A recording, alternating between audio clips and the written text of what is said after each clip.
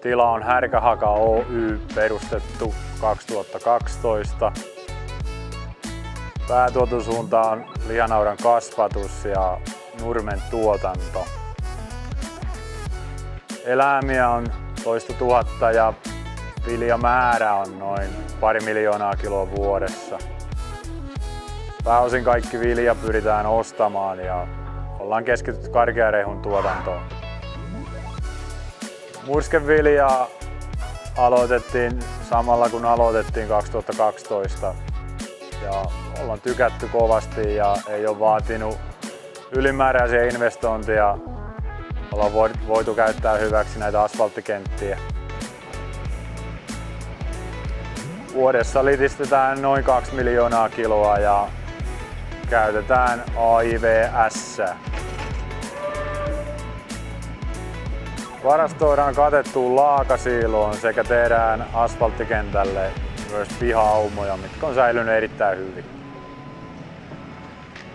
Murskeviljasta on oikein hyvät kokemukset, että hyvä komponentti ja tietenkin kun märkänä saa sen jyvän, niin se yleensä sitoo hieman paremmin siellä appeessa mukana.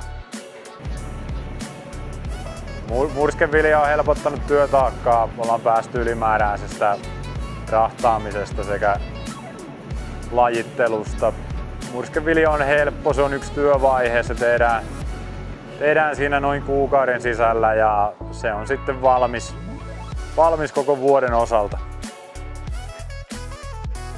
Härkähaka Oy ostaa merkittävän määrän viljaa maakunnasta ja maakunnassa on isot viljanostajat jo lähtien päälle. Märjälle viljelle kuitenkin on se markkina.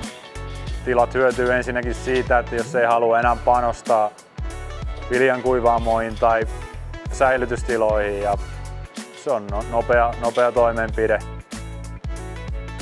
Kippi pystyy ja kotia. Ei tarvitse paljon keliä katsella ja viljan hintalaskurit korjaa kuitenkin oikean tilitettävän summan. Tila saa parhaamman katteen, kun käyttää myöhäistä satosa-lajiketta ja tekee aivan normaalisti tautiaineet ja rikat. Ja tällöin päästään tilanteeseen, että erittäin kilpailukykyinen vaihtoehto myös kuivalle viljalle. Olemme murskanneet vasaramyllyllä aluksi ja työtaakka nousi kohtuuttomaksi ja jälki rupesi olemaan heikon ja surkean välillä. Päädyin investoimaan Murskan VMAX 20 myllyyn ja ollaan oltu todella tyytyväisiä. Meidän työmäärä on tipahtanut 1/3 ja laatu on pysynyt erittäin hyvänä, pienet jyvätkin ovat hajalla. Ensimmäiset havainnot 1 miljoonan kilon jälkeen on, että meteli on todella vähäistä navetalla. Työpäivät on lyhentynyt, laatu on hyvää ja työ on sujuvoitunut todella paljon.